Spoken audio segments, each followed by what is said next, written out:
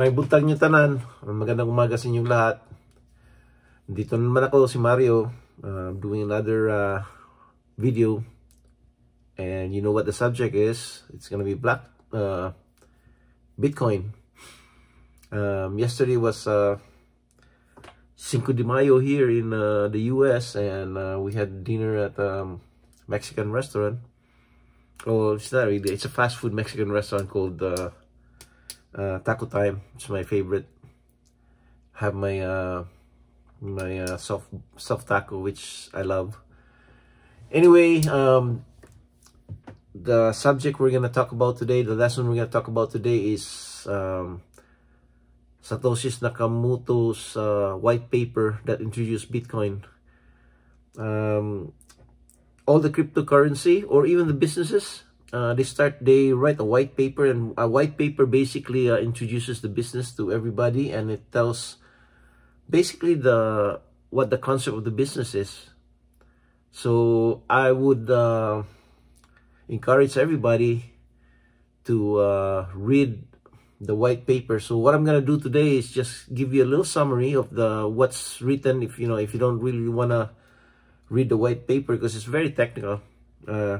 Alam mo naman sila Satoshi Nakamoto, walang kilala kung sino yan, pero ang hula nila, it's a group of computer geeks, computer programmers that came up with it. Pero anyway, ang white paper was published in 2008, and that basically introduced the concept of decentralized digital currency, Bitcoin, at saka yung technology sa ilalim nun, which is called the blockchain. Ang title ng white paper is Bitcoin, a peer-to-peer electronic cash system. It outlines a system that enables secure peer-to-peer transactions na hindi na kailangan ng intermediary kagaya ng bangko. So it's peer-to-peer, diretso-diretso from one person to another na electronic cash system. Ang pag-umpisa nun, basically si Satoshi, anong problema sa mga traditional financial system, ang mga problema doon. Kasi kung magpapadala ka, guys, papadala tayo ng pera sa Pilipinas, dadaan pa tayo ng bangko or yung mga remittance company, may mga fees yun eh. And then not only that, makakapera pa sila sa pag-change ng from one currency to another, from dollar to peso, from peso to dollar.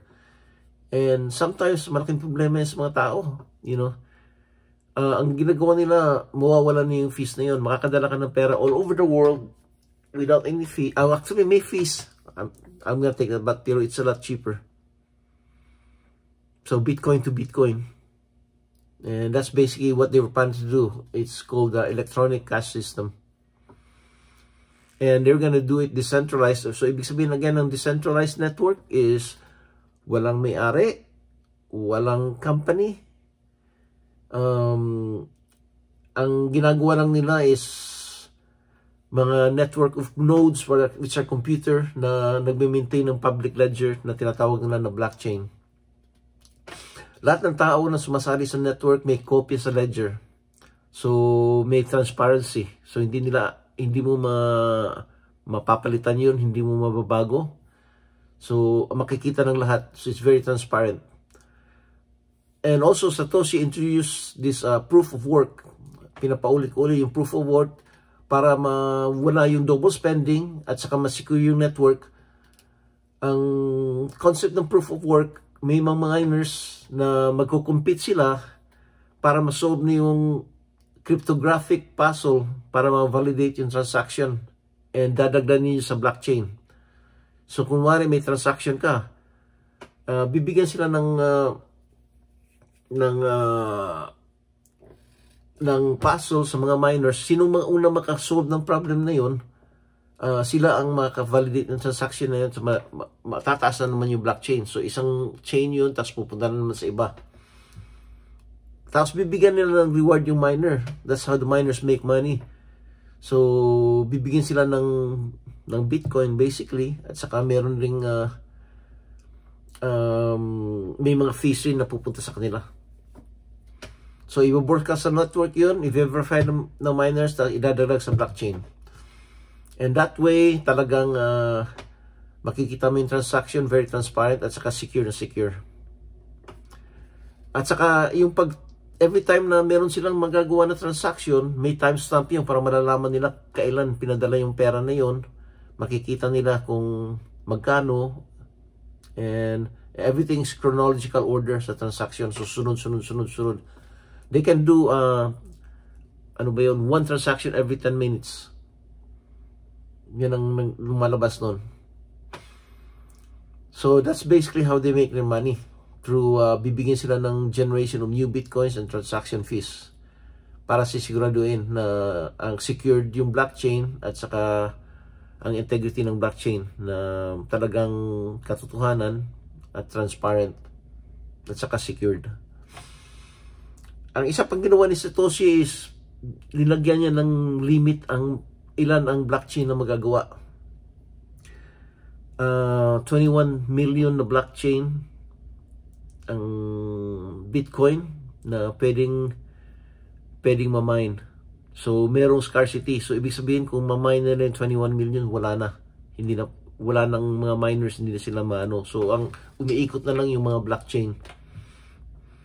So, and ginagawa niya to get the 21 million every 4 years, tinatawag nila na halving, papaliitin nila yung supply ng blockchain. So, every 4 years, starting 2000, ang pinakauna na halving was 2012, the second one was 2016, the third was 2020, and then the fourth one was 2024, last month lang, last April. So, every time na may halving, hahati yung bibigay na mamamay ng mga miners.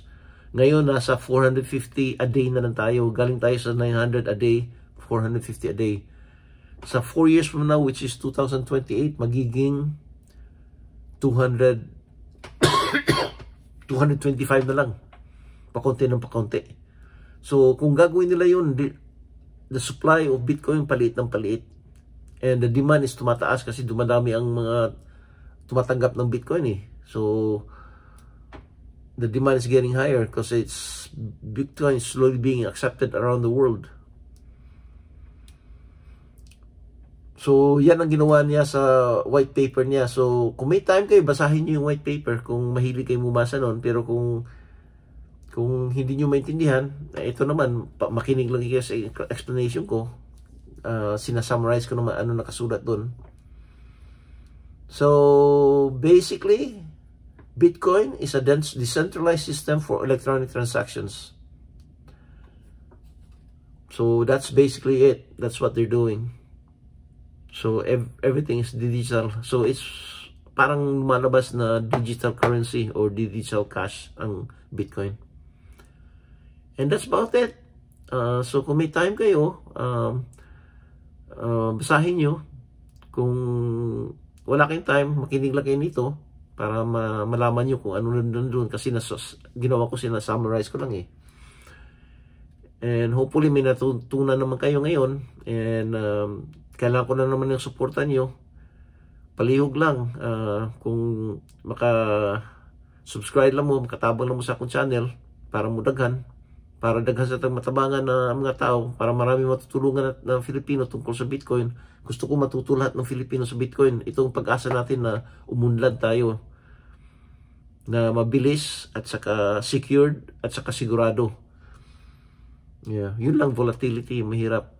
So, kung mag-i-invest kayo lahat sa Bitcoin, you're gonna make money in the long run. Pero short term, it goes up and goes down, it goes up and goes down.